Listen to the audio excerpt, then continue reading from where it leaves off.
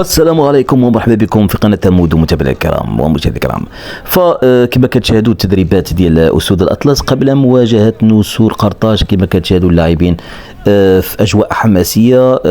كاين نوع من كما نقولوا واحد التفاؤل للفوز على نسور قرطاج، ولكن ارضيه الملعب هي من ستحكم من سيفوز. فكما كتشاهدوا تدريبات، هاد التدريبات ديال اليوم خميس في العشيه عرفت اصابه اناحي بواحد الاصابه خفيفه، وكذلك عبد الصمد الزلزولي اللي هزوه داوه اتصاب كذلك في هذه الحصه التدريبيه.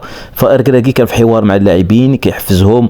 فالسؤال المطروح، هل يصطاد وليد كراكي نسور قرطاج ويضعهم في القفص بملعب فاس الكبير؟ السؤال الذي ينتظر الإجابة عليه كل المتتبعين للشأن الرياضي. فكما كتشاهدوا المباراة هذه الاستعدادات جارية على قدم وساق، اللاعبين عارفين أن المسؤولية كبيرة أمام منتخب تونس، منتخب ليس بالسهل، منتخب اللي كيعرف الأجواء الإفريقية كثيرا.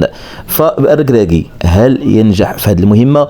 التحدي الكبير للركراكي وخصوصا الإصابات، وهل ينجح وليد الركراكي في إيجاد البديل للإصابات التي أثرت على الفريق؟ أمين زحزوح اللي عوض ابراهيم دياس وفي أول مشاركة له رفقة المنتخب فقال أن الحلم ديالو تحقق، فتمنوا أن هذه الفرصة يستغلها ويظهر بواحد المستوى عالي باش يضمن المكانة ديالو في المنتخب. يعني فرصة لا تعوض للاعب من البطولة الاحترافية.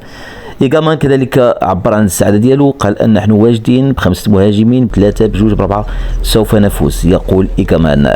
فنتمناو أن الأسود يكونوا في الموعد أمام نسور قرطاج، ليسوا بلا السهل. فمنتخب تونس أنا أعتبره من المنتخبات القوية حاليا على الصعيد القهري.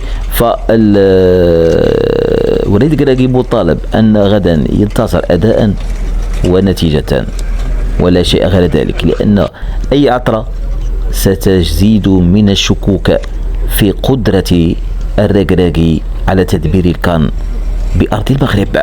أما عبد الصمد الزلزولي لاعب ريال بيتيس المهاجم المتألق رفقة الفريق الإسباني قال ووجه رسالة إلى الجماهير المغربية وقال لها: ادعمونا غدا أمام تونس لأنكم اللاعب رقم 12.